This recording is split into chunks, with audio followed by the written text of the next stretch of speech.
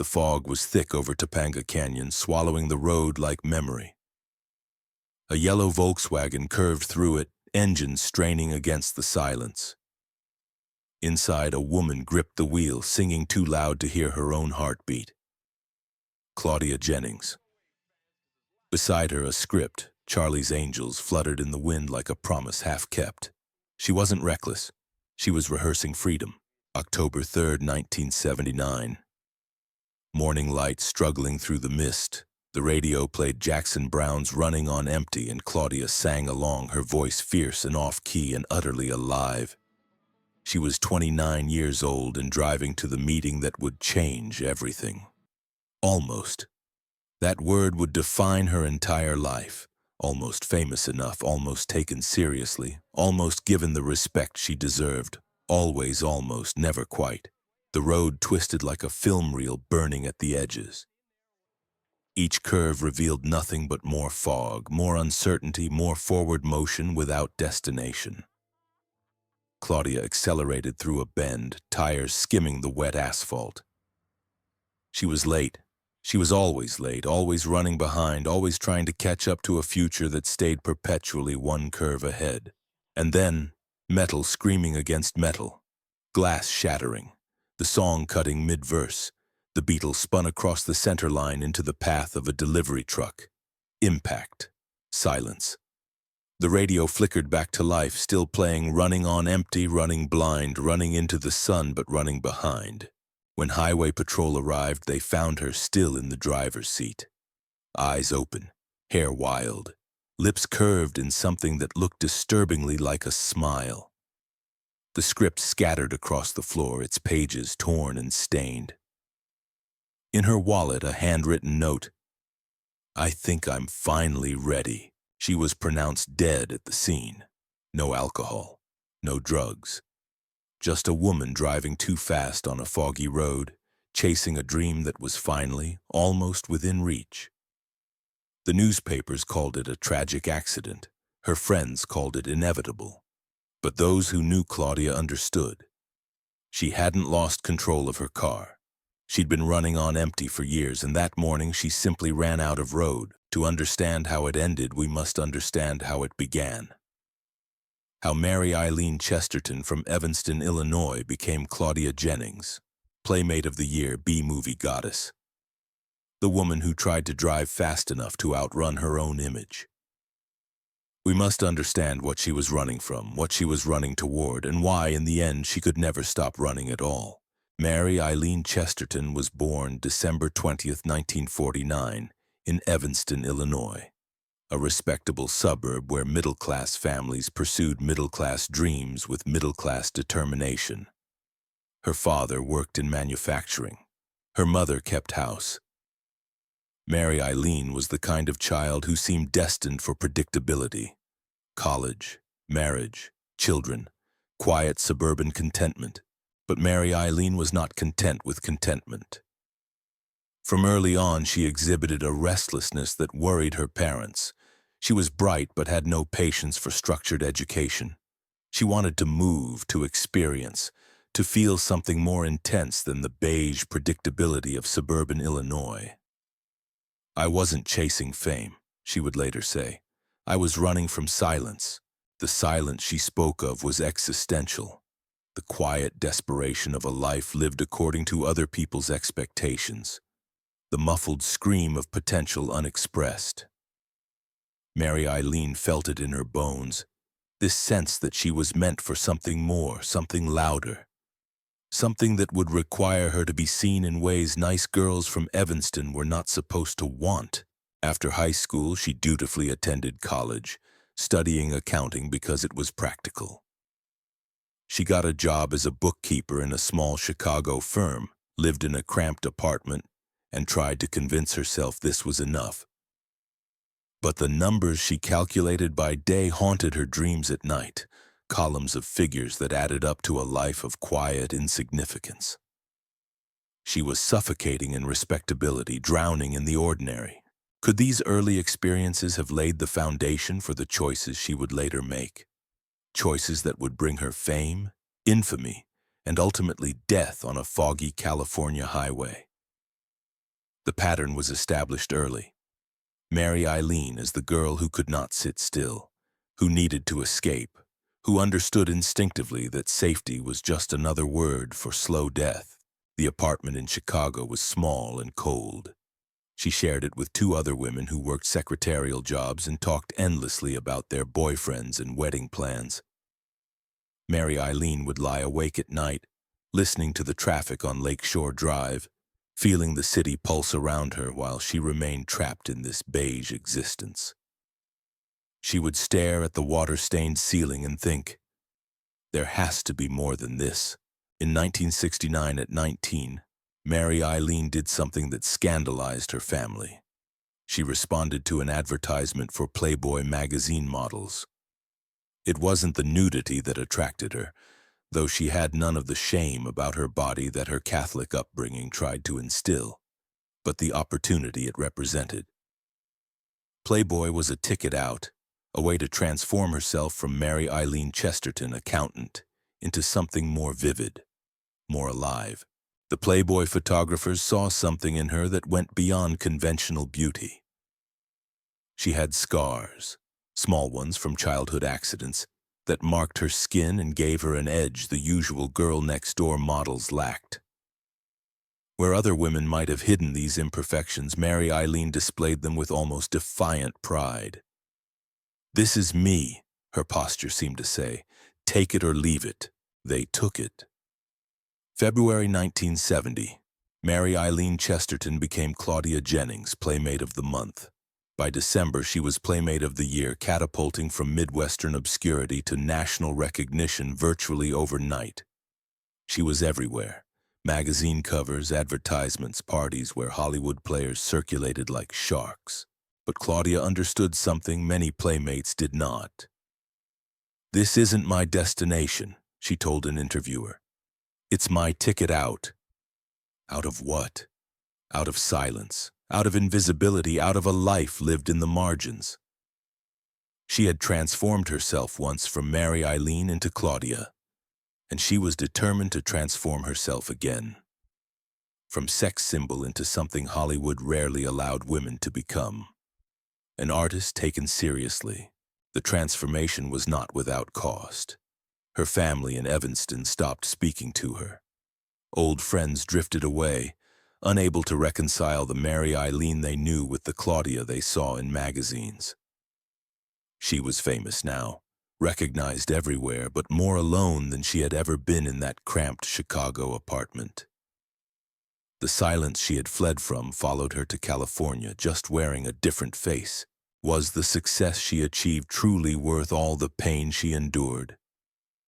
Looking at photographs of Claudia from this period, one sees a woman simultaneously exhilarated and exhausted by sudden fame. She smiled for cameras, played the carefree California girl. But those who knew her saw something else, a driven, almost desperate quality, as if she were racing against a clock only she could hear.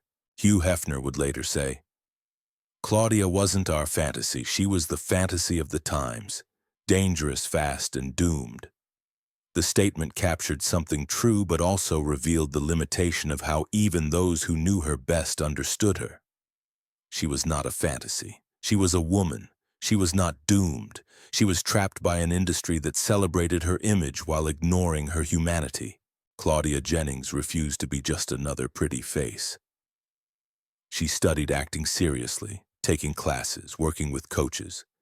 When Hollywood offered her roles as eye candy and decorative girlfriends, she turned them down, waiting for parts that had substance, even if those parts came in the disreputable world of exploitation cinema.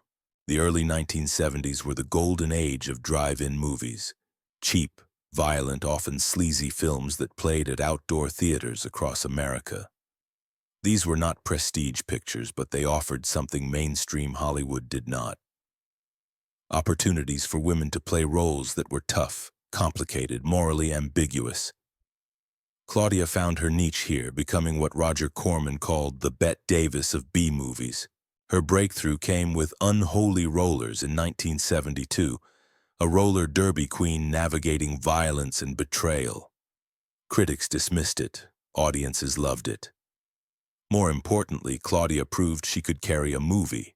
She followed with Gator Bait in 1974, playing a Louisiana swamp girl seeking revenge. The film was lurid, exploitative, and undeniably compelling, largely because of Claudia's ferocious performance. Truck Stop Women, The Great Texas Dynamite Chase, Sisters of Death. The titles suggest grindhouse fare, but within this disreputable genre, Claudia was creating something remarkable. A new kind of female protagonist. Her characters were not victims waiting to be rescued. They were warriors, survivors, women who fought back with guns, fists, and an uncompromising refusal to be diminished. On set during Gator Bait, a sound engineer recorded Claudia between takes, talking to no one in particular. "When they talk about me, I hope they mention the laughter between the bruises." The statement was both defiant and heartbreaking, acknowledging the joy she took in her work and the pain of constantly fighting for recognition. Behind all that glamour, was there an unbearable loneliness that nobody saw? Those who worked with Claudia describe a woman of fierce intelligence and surprising vulnerability. On set, she was professional, prepared, demanding. Off camera, she seemed perpetually adrift, unable to form lasting connections, always looking toward the next project, the next role, the next chance to prove she was more than her image. Her relationship with Bobby Hart, a musician and producer, was intense and doomed. They loved each other desperately, destructively. He wanted stability, she wanted momentum. He saw her as someone to be protected. She saw herself as someone who needed no protection. Their relationship became a cycle of passionate reunions and bitter separations, each breakup leaving Claudia more isolated, more convinced that intimacy was incompatible with the life she had chosen. She called herself an actress in exile, exiled not from Hollywood but within it, occupying a space simultaneously visible and invisible. Everyone knew who Claudia Jennings was, but nobody quite knew what to do with her. She was too smart for exploitation films, but too identified with them to be taken seriously in mainstream cinema. She was too ambitious to be content with Playboy fame, but too associated with it to fully escape its shadow. "They called me wild because I wanted to be free," she said in one interview. And in that statement lies the central tragedy of her career. What Hollywood perceived as wildness was actually hunger. Hunger for recognition, for respect, for roles that reflected her intelligence and complexity. But Hollywood in the 1970s had no framework for understanding a woman like Claudia Jennings, who refused to be either virgin or whore, who wanted to be both sex symbol and serious actress, who believed she should not have to choose. In her journal from 1977, she wrote, "Every role I play is a woman trying to get out." The statement functions on multiple levels. Her characters were literally trying to escape from abusive men, from poverty, from small-town limitations. But Claudia herself was trying to escape the role Hollywood had assigned her, the playmate-turned B-movie queen who was never supposed to want more than she was given. She lived in Topanga Canyon in a small house that smelled of cigarettes and instant coffee. Neighbors would see her at odd hours driving her yellow Beetle down to the coast, sometimes at 3 in the morning, as if movement itself was the only thing that kept her tethered to reality.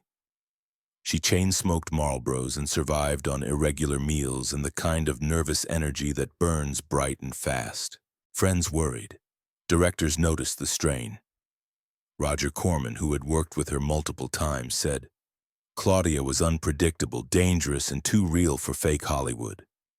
It was meant as a compliment, but it was also an epitaph.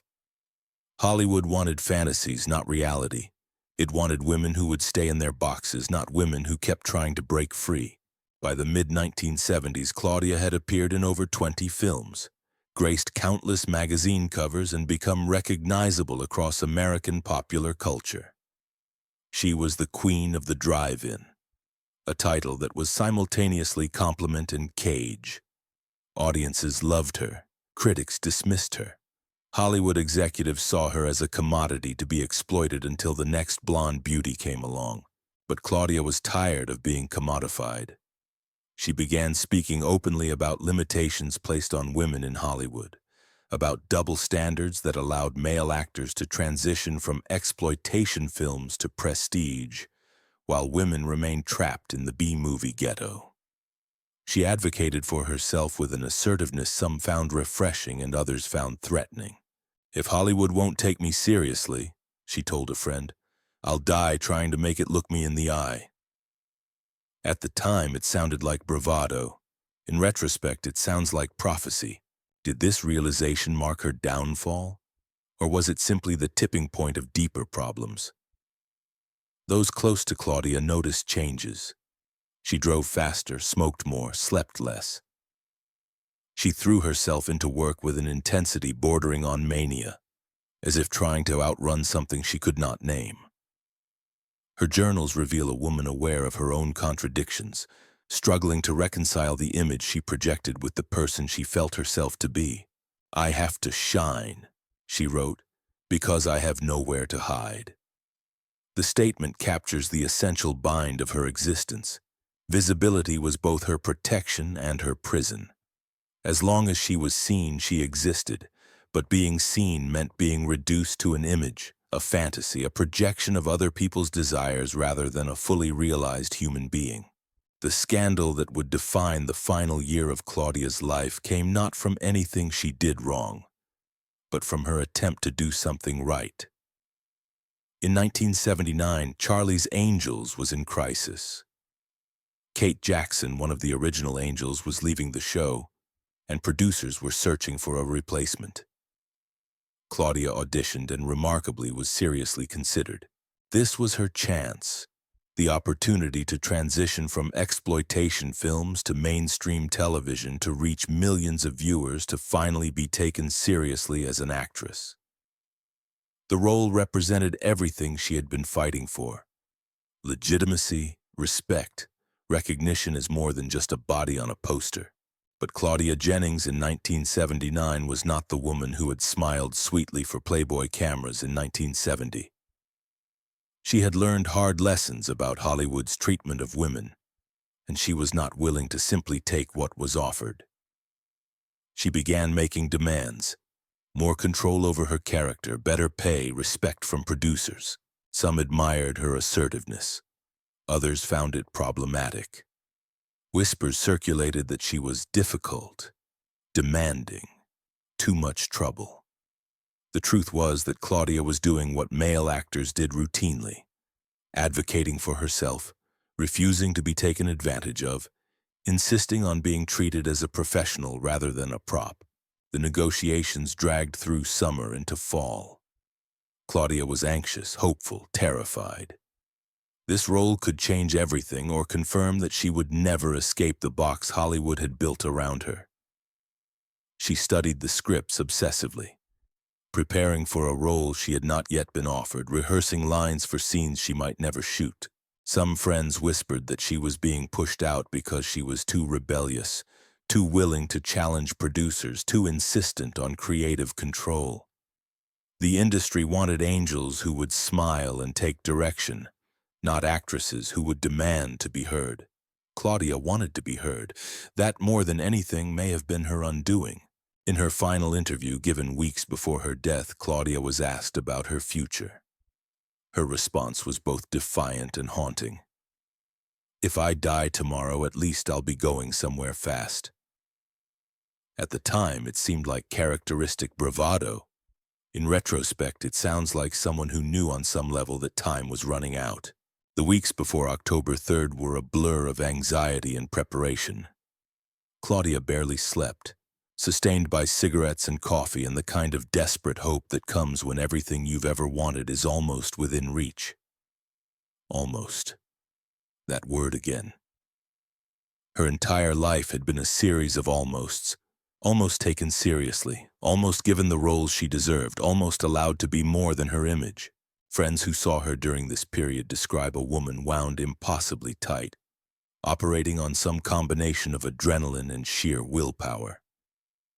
She talked constantly about the Charlie's Angels role, about how this would be her breakthrough, her vindication, her proof that she had always been more than what people saw when they looked at her. On the night of October 2nd, she called her friend from Topanga.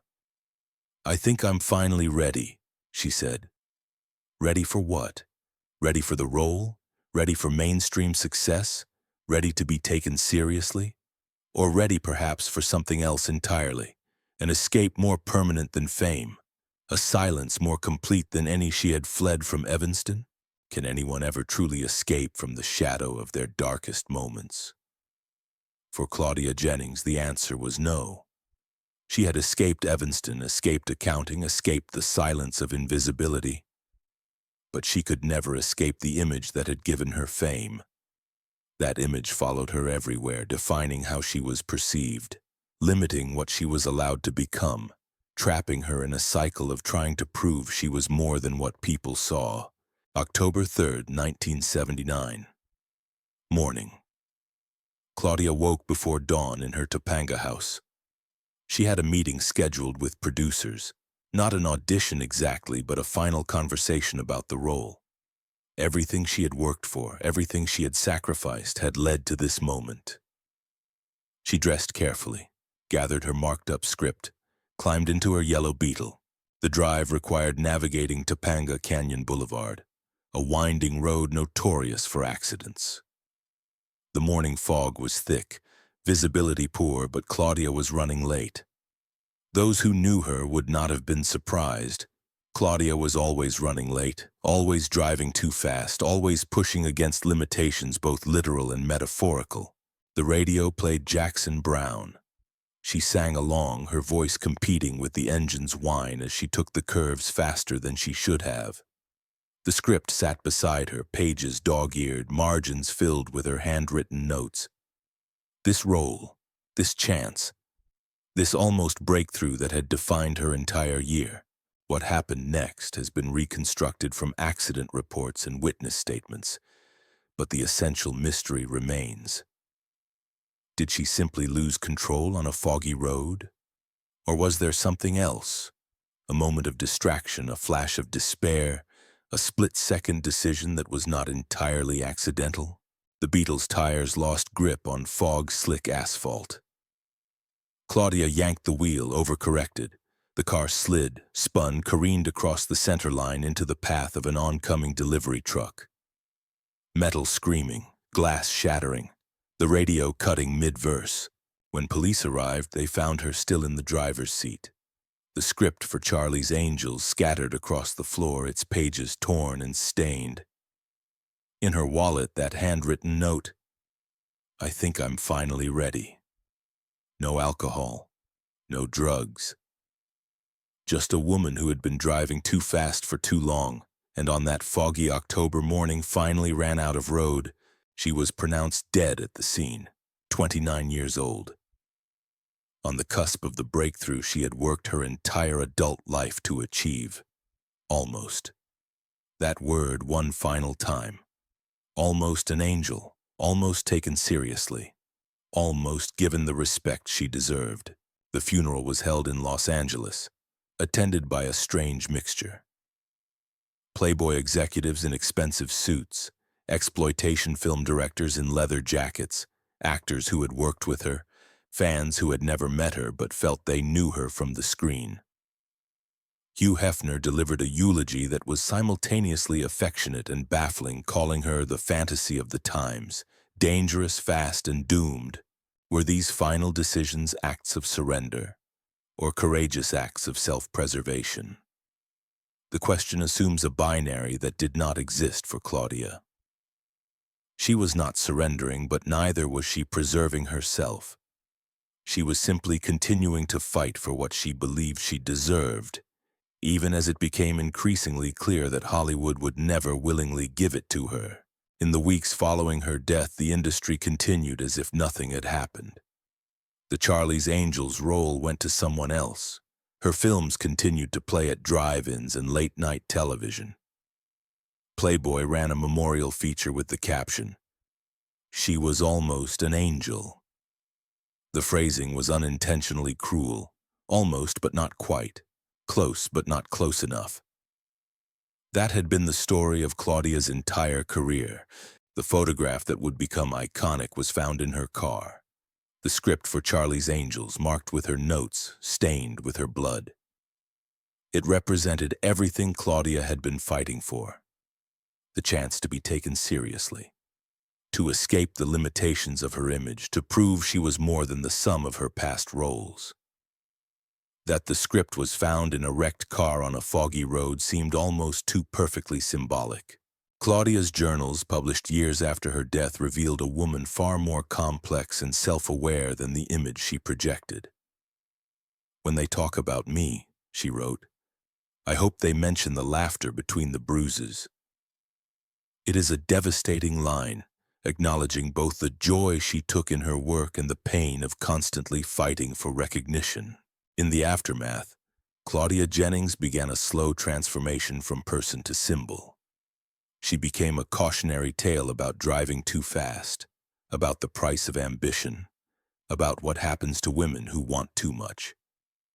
But she also became something more interesting, an icon of resistance, a woman who refused to accept limitations placed upon her even when that refusal cost her everything. What hidden secrets might still remain untold behind her public image? Those who knew her best suggest there are depths to her grief and struggle that have never been fully articulated. Her late-night drives, her conversations with absent friends, her insistence on driving fast even when it frightened those who rode with her. These suggest a relationship with risk and death more complex than simple recklessness. Some friends quietly suggested she experienced moments that might be characterized as prescient about her own death, making comments that in retrospect sound like preparation or prophecy. Others dismiss this as the natural tendency to find meaning in randomness. But regardless of whether Claudia knew her end approaching, she lived as if time was short, and in the end, she was right. The legacy Claudia left is contradictory, which is perhaps fitting for a woman who embodied contradiction.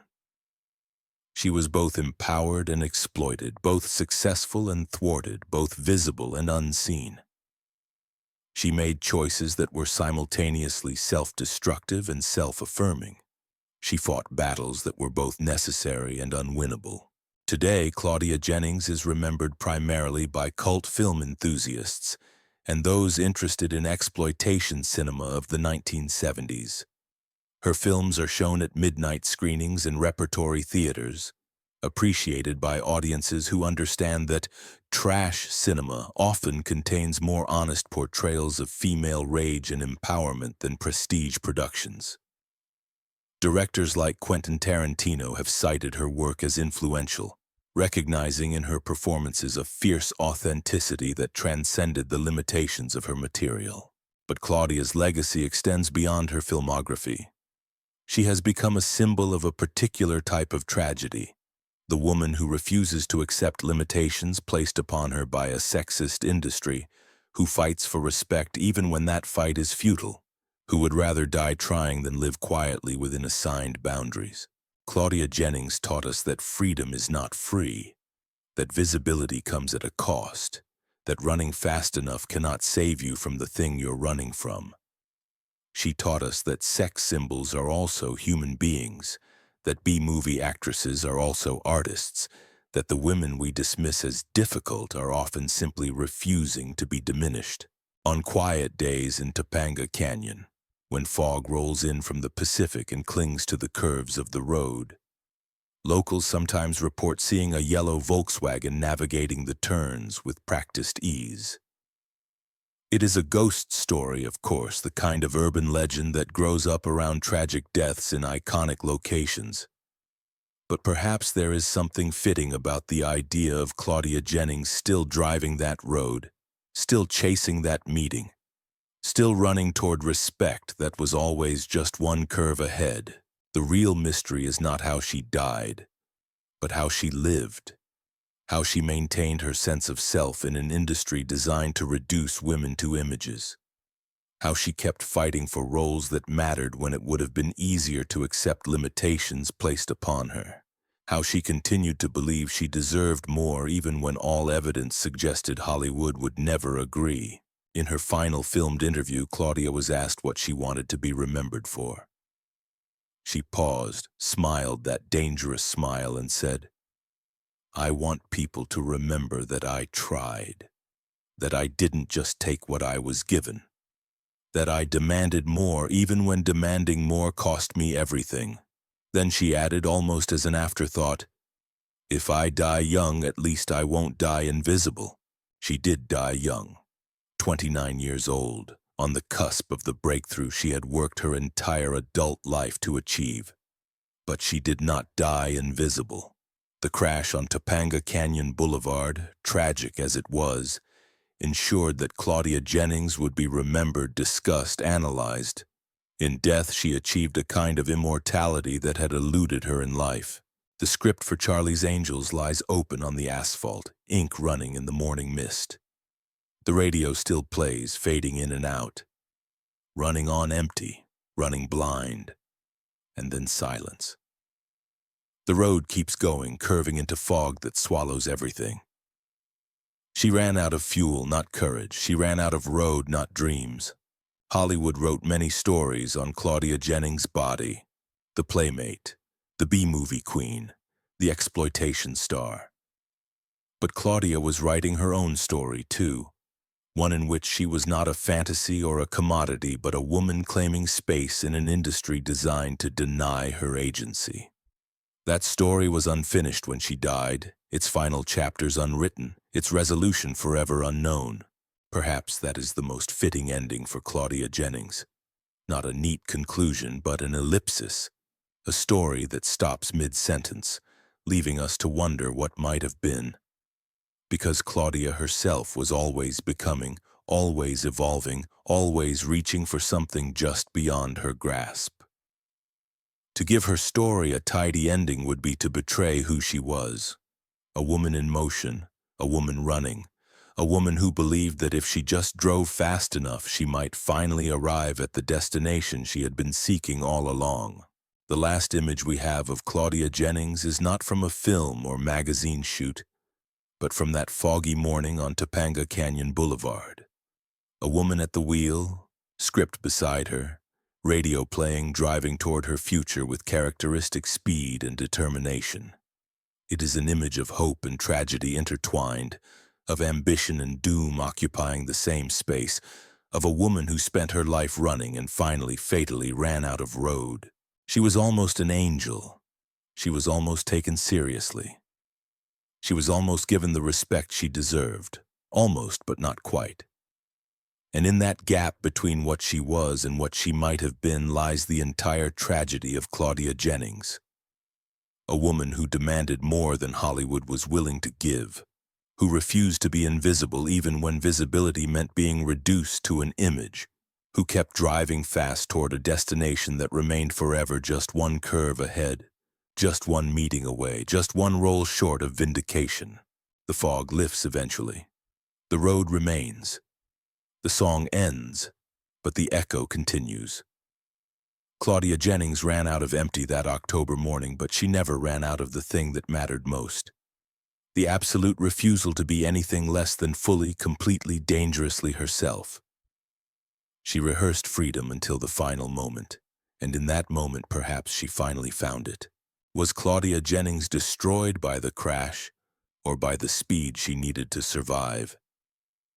And in a world that punishes women for wanting more, how fast must you drive to finally be taken seriously?